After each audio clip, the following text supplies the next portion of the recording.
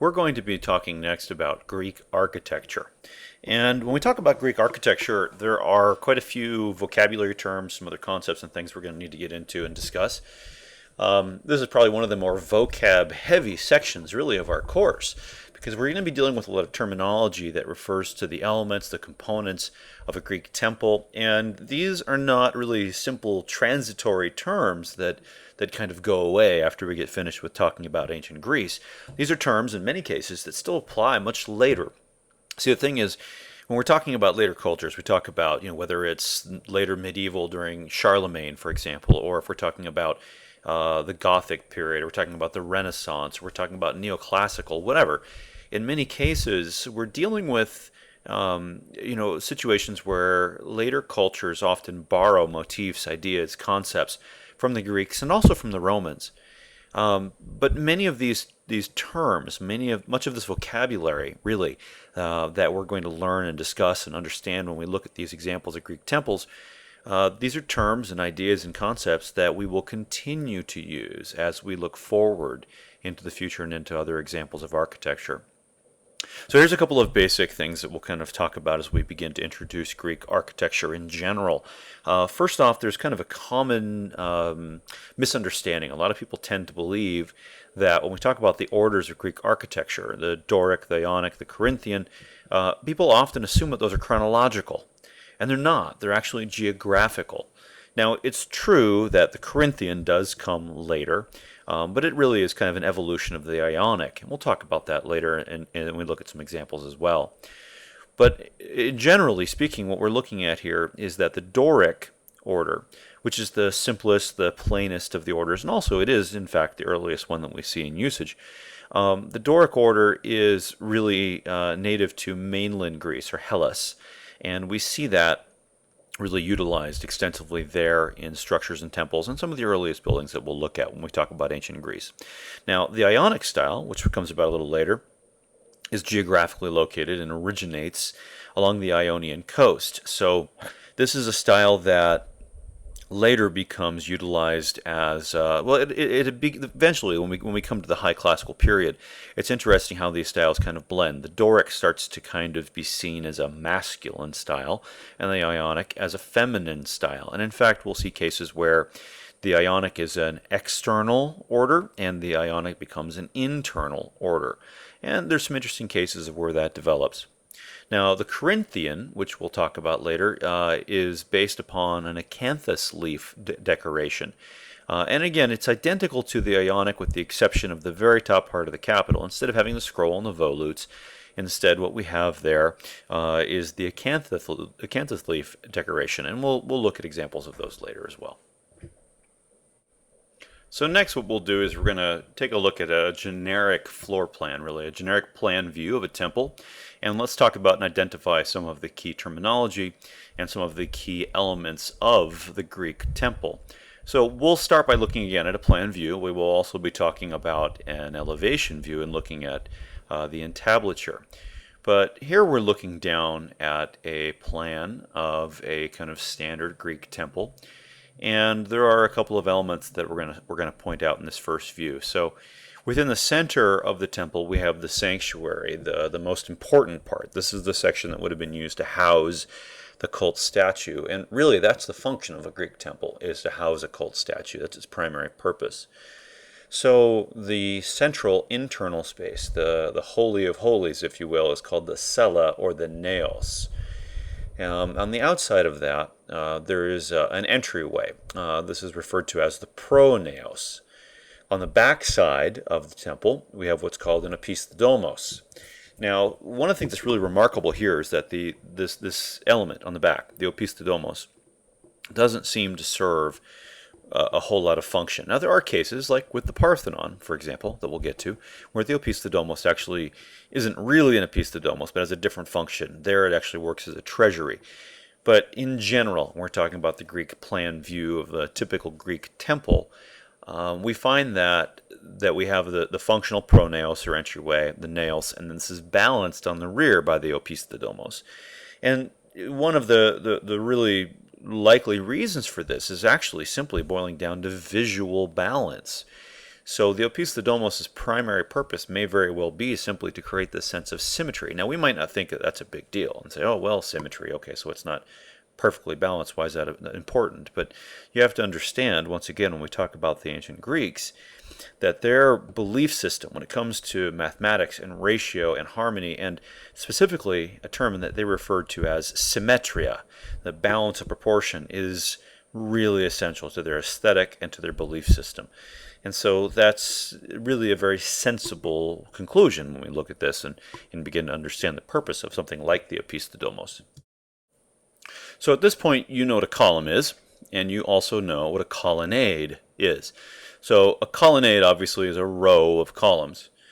Well, when we're talking about Greek architecture and you take a row of columns and you actually wrap that row of columns all the way around a building, what you get is something called a peristyle. Now, not all Greek temples have a full peristyle, as this one does here. Some of them actually have a double peristyle even.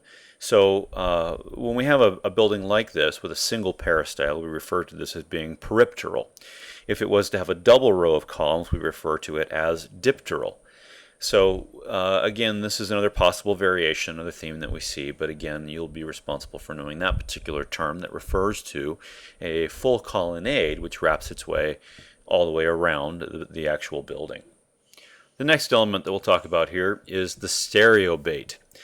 So when we talk about Greek temples, they tend to be raised on platforms, and these platforms often have multiple steps which lead up to a flat platform on the top. So the upper platform is where the actual temple is located, but the steps which lead up to that are referred to as the stereobate. So the next level that you'll reach after passing through the stereobate is the stylobate. The stylobate is actually the flat level area where we would find the bases of the columns, the bases of the naos or cella wall, etc. It's the actual surface upon which the physical temple is raised. On either side of the naos, between the naos and the peristyle, we would find these side passages.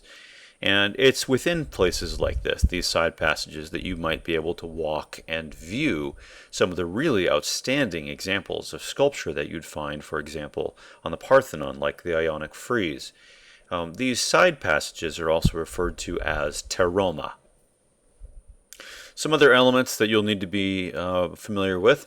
The columns which run down the long axis of the temple on either side we refer to as the flank columns, or the pteron.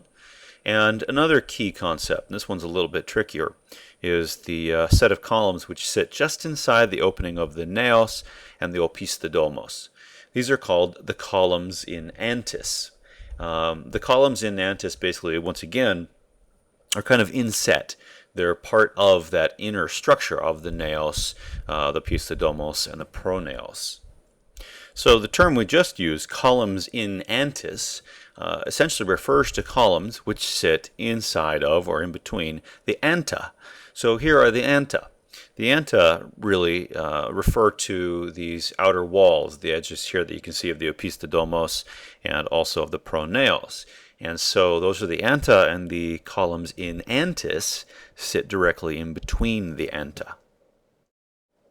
Now that we've covered some of the basics, some of the essential concepts that we need to be familiar with regarding a plan view, we're going to take a look here at an elevation view. And when we talk about the elevation, in this case, we're really primarily talking about the entablature. There are other elements as well. If we were looking at a full elevation here, we would also see, of course, the stereobate, the stylobate, the base of the column, the shaft of the column. We can actually see the capital of the column here, but we're not really talking about that. But let's take a look here carefully at the upper part of the temple. So what we're really talking about here is something called the entablature. Now the entablature is basically everything that sits up on top of the column. Now this is further broken down into three major components. Okay, so within the entablature you can break that down, and you have what's called the architrave, the frieze, and then up on the very top the cornice. The architrave you could kind of liken to a massive beam which spans across the temple and sits directly on top of these columns. The frieze is another layer which sits above that, and this is where you would find the sculptural decoration on the exterior of the temple. Some of the sculptural decoration anyway. There's also quite a bit generally inside of the pediment.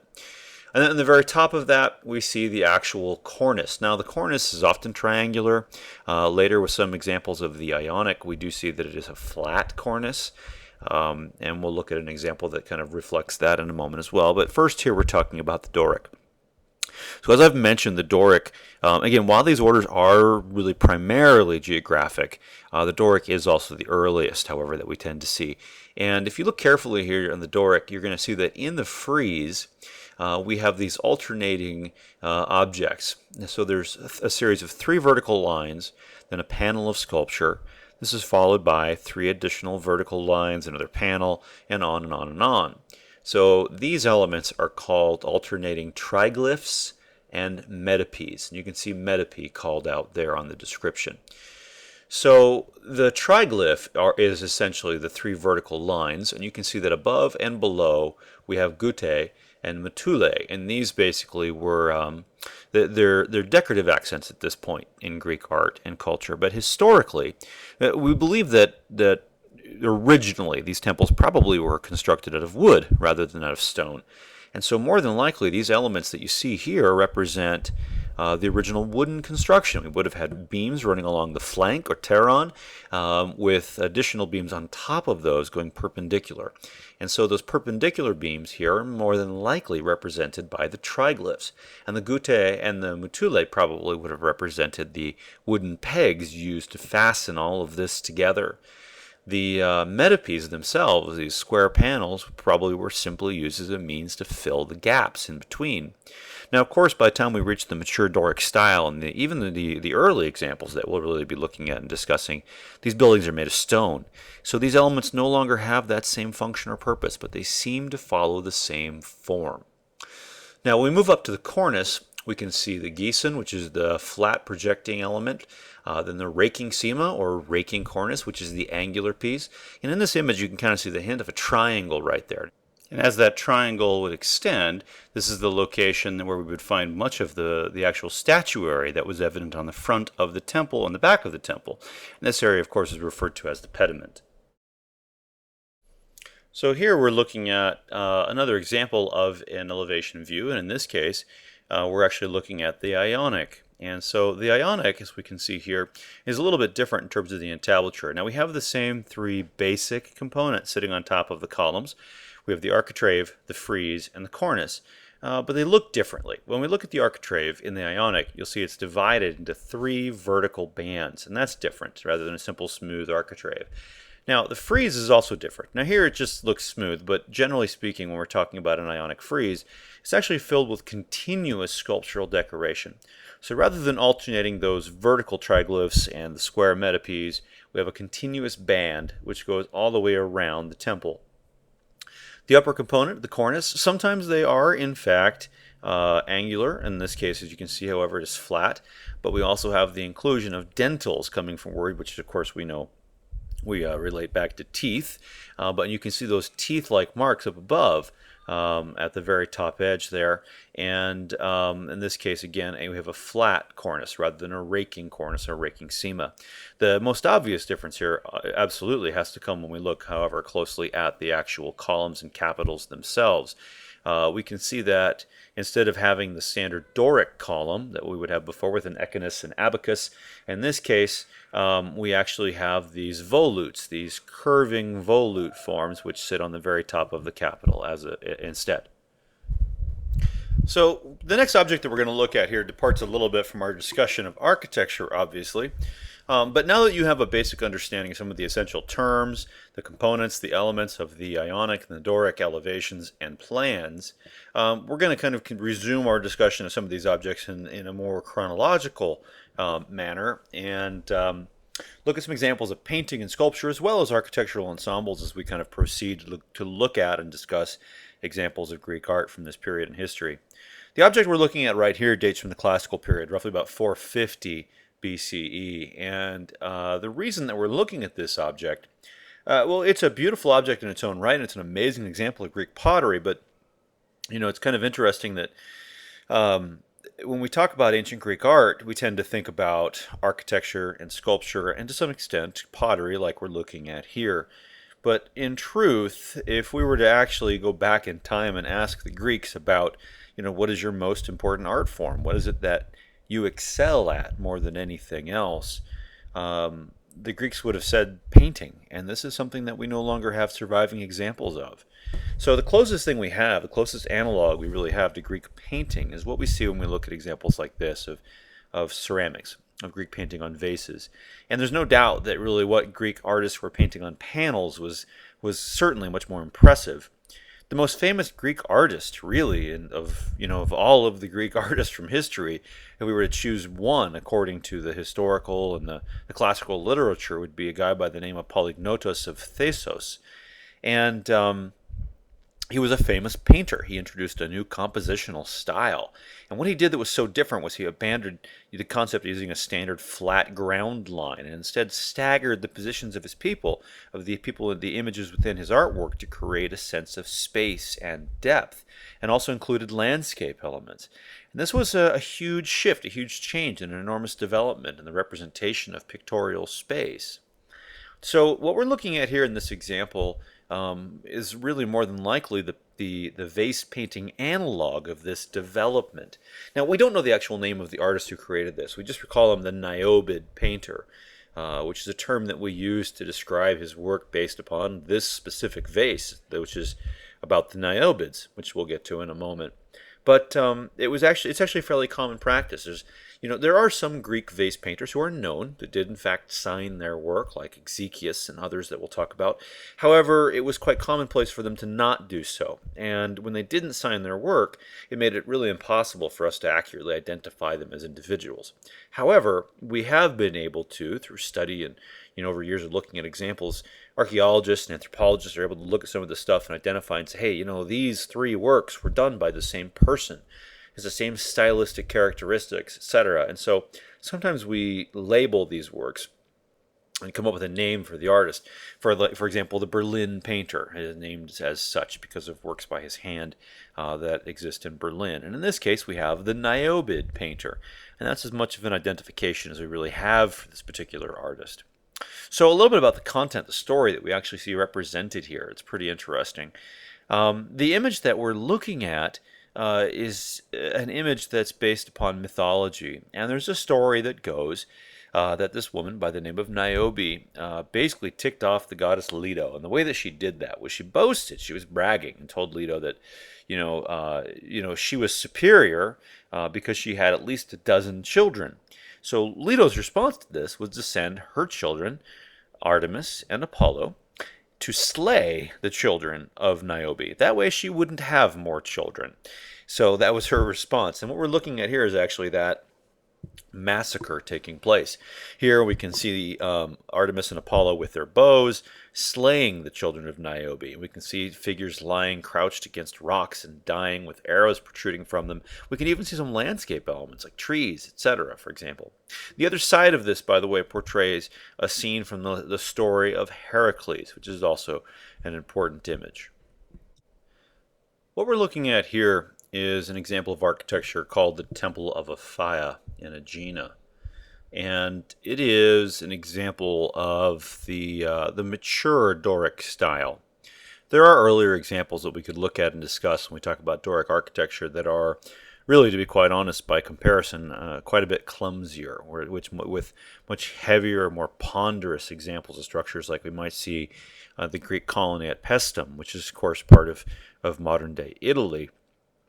But when we talk about this particular building here, the Temple of Aphaia at Aegina, we're looking at an example of a late archaic Greek temple done in the Doric style. It dates roughly 500 to 490 BCE. And this particular work here, which was, again, it was a temple at a place called Aegina, and it's a temple to the Greek goddess Aphaia. We see a use of a Doric element, the Doric order here, but it is done in a way that is very beautiful, symmetrical, light, And when we really see kind of the beginnings of the mature Doric form here when we look at this particular temple.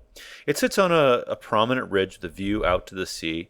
It's a fairly large temple. The colonnade is 45 feet wide and 95 feet deep. You can see here that we have 6 Doric columns across the front and 12 down the sides. This idea of a roughly 1:2 ratio is fairly commonplace. We'll actually see that refined further when we get really to the pinnacle of Greek architecture, in my estimation anyway, which would be the Parthenon, and we'll talk about how mathematics and ratio come together there. The structure, though, again, is much more evolved than we see with some earlier examples, for example, the Temple to Hera I, or even the Temple to Hera II that we would see at Paestum in Italy.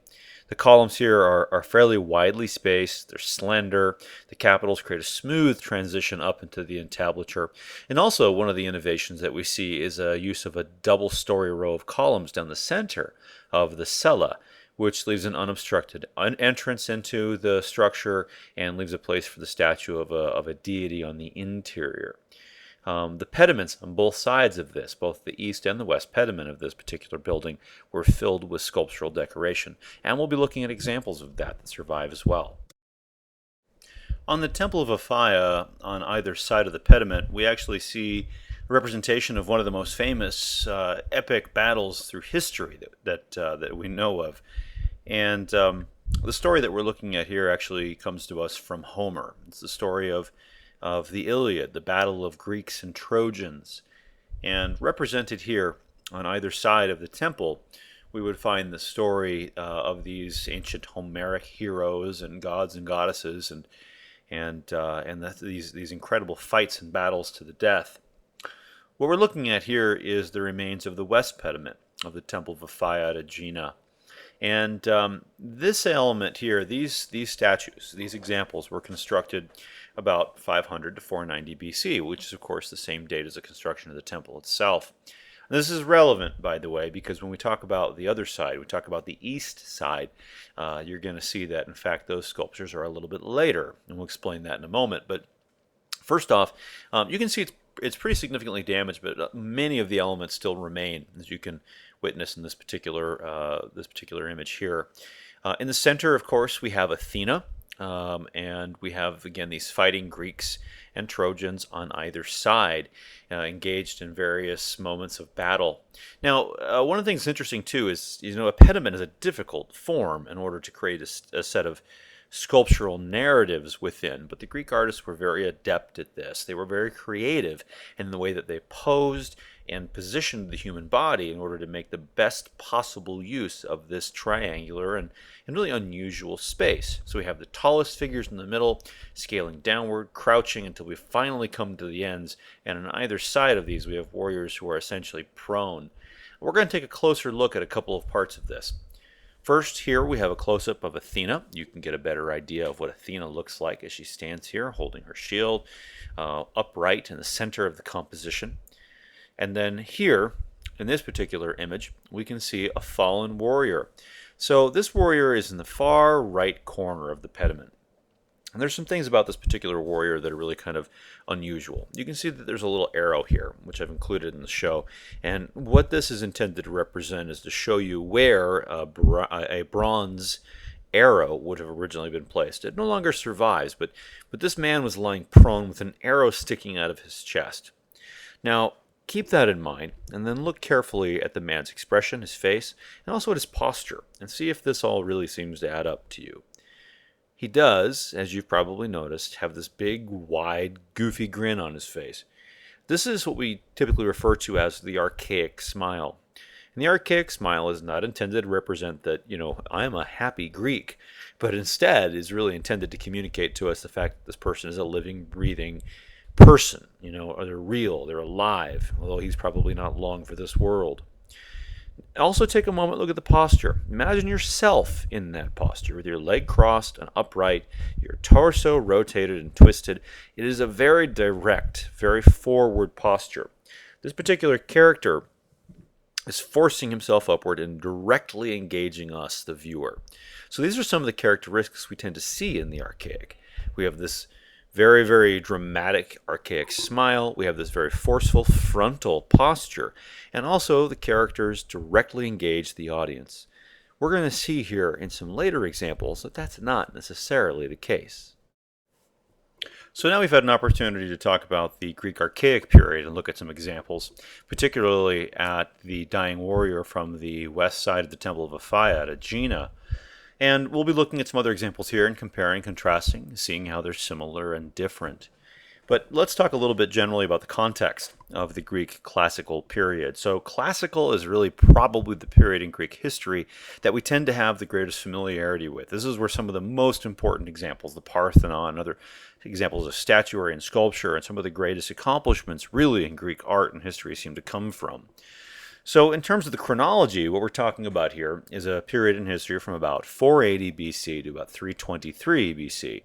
Now, 480 remarks the defeat of the Persians by the Athenians in the Battle of Marathon, and also in a very important naval battle as well. But 323 marks essentially Alexander the Great's conquest of Greece and brings that period in history to an end. We could, by the way, further subdivide the classical period into the severe or early classical, the high classical, about 450 BC. And we could also then talk about the 4th century. And so 4th century, we're just talking about early 300s. We're talking about that period really just before Alexander the Great, where we start to see greater naturalism and some other shifts that begin to happen when we talk about classical art. So some of the things that begin to occur when we talk about the classical period. Probably the most important thing when it comes to statuary is that we see the figures tend to be a little more naturalistic, more realistic. They move like real people, but they are still idealized, godlike figures. So when we're looking at individual characters, individual statues from the classical period, although, yeah, they are much more realistic, much more natural, they are also all essentially superhuman. The figures that we're looking at and we're talking about have perfect muscularity, perfect scale. They are all perfect embodiments of the human ideal. The early part of this period we refer to as the severe because we tend to see these much more restricted and much sharper delineations of form, of expression. These will loosen up and become a lot more natural as we move into the high classical period.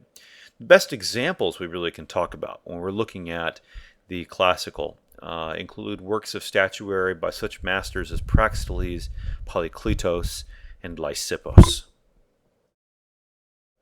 So in order for us to really get a clear idea of how the classical period differs from the earlier archaic period, we're going to take a look at two examples of statuary here. Now, what we're looking at right now probably looks a little familiar to you. Just a few minutes ago, we talked about a dying warrior from the Temple of Aphaia's west pediment. And you may note that this is extremely similar in terms of pose, in terms of content. But the style is quite different. Now, that being said, one of the things that you should note is that these two works, the example from the Temple of Aphaia's west and this, an example from the Temple of Aphaia's east pediment, are not very far apart chronologically speaking. We're looking at an example here that was created somewhere between 490 and 480 BC. So it was made maybe 10 or maybe 20 years after the other example. And this is very, very different, and this tells us a lot about the classical period. So here we have a warrior who, like the other, has suffered a mortal wound. But rather than contorting and twisting himself and facing out to the audience, confronting us and engaging us directly, his gaze, his focus, his intent is rotated inward into the composition. Classical artwork, the statuary, does not engage us directly in many cases. Instead, it rotates its focus internally. It's engaged on the internal struggle, the internal story. It's also much more realistic, much more naturalistic. We can feel this warrior's pain. It doesn't feel fake. It doesn't feel contrived or constructed in a manner that is less than believable. We can see him pulling himself up against the shield, struggling to stay alive and maintain that last moment. And instead of having that goofy grin that we see in the archaic, instead here we can see a grimace. We can see that this man knows he's dying. We can see the pain etched on his face. And so when we look at these two and we compare them side by side, we can see, even though once again they have dramatic similarities, they are completely different in terms of style. Now, the thing that's really astounding about this is that if we were to look at examples of, say, Egyptian art, and we were to talk about Egyptian art and the Egyptian canon, we could look at two examples of Egyptian art that are separated by 1,000 years and find minimal differences. In fact, we could probably juxtapose those two. And unless you had a degree in Egyptology, you'd probably have a bit of a challenge in identifying which one was older and which one was newer. The Egyptians were that good when it came to consistency and permanence in their canon. But the Greeks really understood this idea of adaptation and change, and their artwork shows this in incredibly dramatic fashion.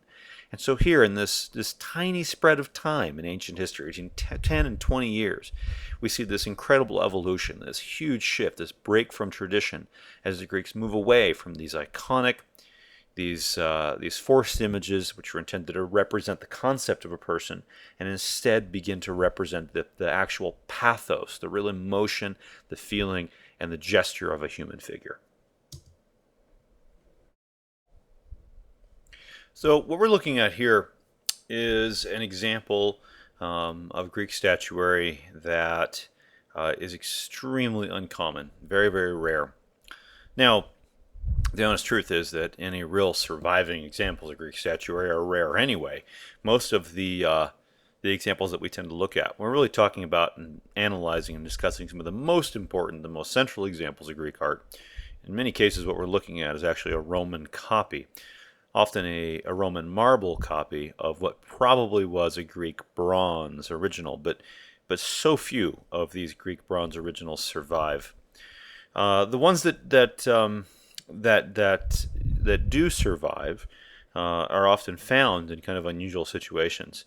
What you're looking at here is what's called one of the Reata Warriors. There's actually two of these. There's a pair, and they were both found in a shipwreck, and they were discovered underwater, where they'd been basically entombed in this shipwreck for thousands of years and then hauled up to the surface and restored. And because they're made of bronze, they were able to withstand that exposure and not degrade. And after restoration, we can really see them restored almost to their full former glory. Many of these original Greek bronzes were probably melted down at some point. They may have been melted down to make weapons, or even deliberately destroyed simply because of the fact that they represented Greek pagan beliefs in the eyes of later Christians. So this warrior here was created somewhere between 460 and 450 BC during the High Greek classical period. And he's larger than life size. He's about 6'6", made of cast bronze. And we can once again see this Greek idea of these classical elements in terms of musculature, structure, and form. Now, one of the really most important, one of the really central concepts that we see represented by this figure, and one of the seminal developments in Greek art, is a concept that we refer to as Contrapposto. Now, this is not the earliest known example of Contrapposto. That honor belongs to a much smaller statue which was found in the wreckage of the Acropolis, known as the Kritios boy. But this example still here shows us a dramatic example of this concept. So contrapposto it literally means counterpoise or counterbalance. And the truth is that when you stand, most people don't stand with both feet flat on the floor with their weight evenly distributed. It's really quite uncomfortable. If you stand there for any period of time, people tend to shift their weight. So you're going to shift your weight to one leg, and you're going to kind of slide a little bit that direction. What ends up happening is you take the weight off of the other leg, that knee will bend a little bit, and your pelvis will shift. It will rotate just a little. So one side's going to dip, and the other side will come up. And in the process of doing that, your torso is going to twist a little bit. Your spine's going to bend. Your shoulders are going to shift. This is a very natural position, a very natural posture, and yet it's something that we've never seen before. It's the ancient Greeks who figure out what this is and what it looks like. And they use it as a means, as a mechanism to make their statues that much more natural and that much more realistic. So this image, this Reata Warrior, which again was recovered from the ocean, was found in the cargo of a ship, again, that sank during antiquity. And the statue is missing some elements. He originally would have had a helmet. You can kind of see, if you look at the top of his head, that there's a form there, a shape which would have been capped by a helm. He also would have been holding a shield and a spear. But if we look at this detail here, we can see he does still retain some of his amazing original details. For example, his eyes are inlaid. His teeth and eyelashes are made of silver. His lips and actually also his nipples are made of copper. And so we have this dramatic shift in weight. He looks very natural, very active, and very realistic. Another important thing that we're going to discuss and mention as we look particularly here at this example, one of these Reata Warriors, we'll talk a little bit about how it was actually created, how the Greeks managed to accomplish something like this. And they used a technique called lost wax casting. So this is a process where you would create an original first, and you would begin essentially with a clay core, a rough original, which you would then coat in wax. Once you'd coated that in wax, you would carve into the wax and create all of your final detail and finish essentially the sculpture in that manner. That would be then covered in a slip or a wet clay and allowed to harden and then built up with layers and layers. And then once those layers hardened, then the two pieces would be heated up, the wax would melt and flow out, and liquid bronze would be poured into the mold. Once that happened, you would break away the exterior clay, hollow out the clay from the interior, and you'd be left with a cast bronze statue. So what we're going to look at next here is another very famous example of classical Greek statuary. And we know a little bit more about this one. We actually know the name of the sculptor. His name was Myron. And the example you're looking at here, however, is actually not by Myron's hand. Myron is well known for the completion of a very famous example of statuary, a Greek bronze known as the Disco Bolos. And what you're looking at here is, in fact, actually a Roman copy of the Disco Bolos. It's really kind of funny, but the reason that we still have surviving examples, one of the reasons why we know as much as we do about Greek statuary, is because the Romans, the later Romans, were huge fans of Greek statuary.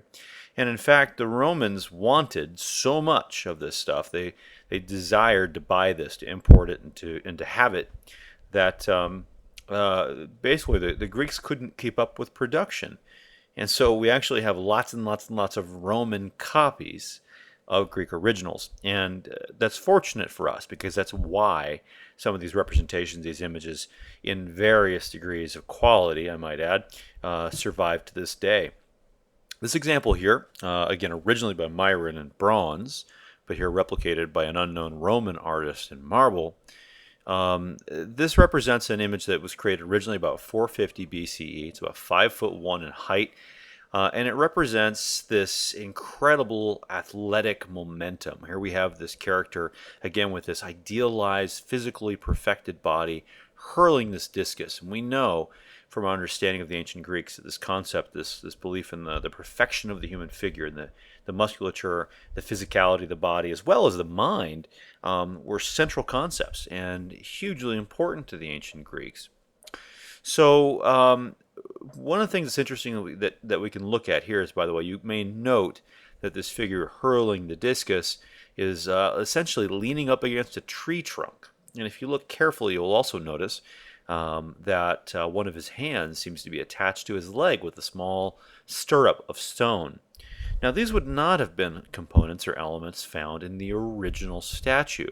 These are things that had to be included by the Roman copyist, simply because of the fact that this was made in marble. And marble doesn't have the same kind of strength, tensile strength and durability that we would expect to find in bronze.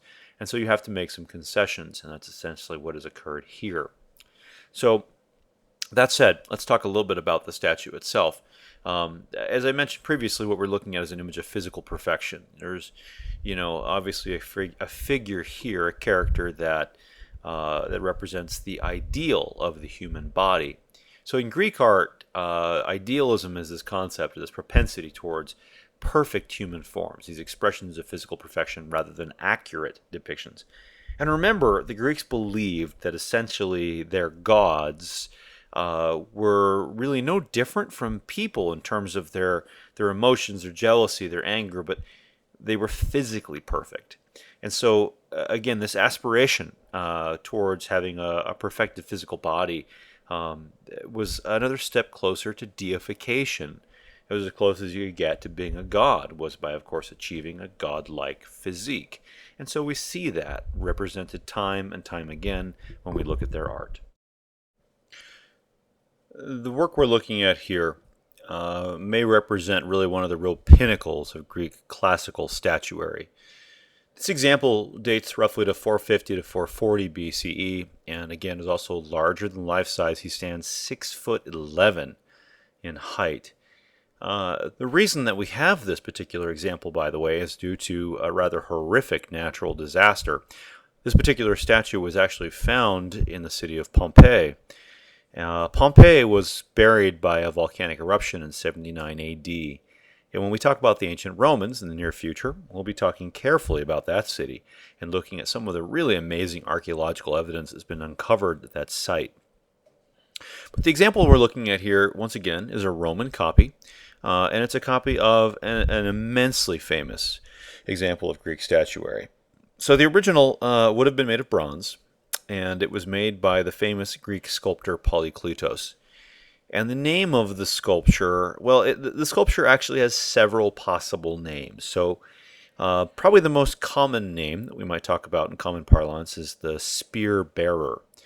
Now, in Greek, that is the Doryphoros, and this is often considered to be kind of the more official name, and we typically just call this the Doryphoros. There's another name, though, for this statue. You see, Polykleitos didn't refer to it as either of those two things. Instead, he called it his Canon. Now, you may remember that term from our discussion of the ancient Egyptians. The ancient Egyptians came up with a system for representing the human figure.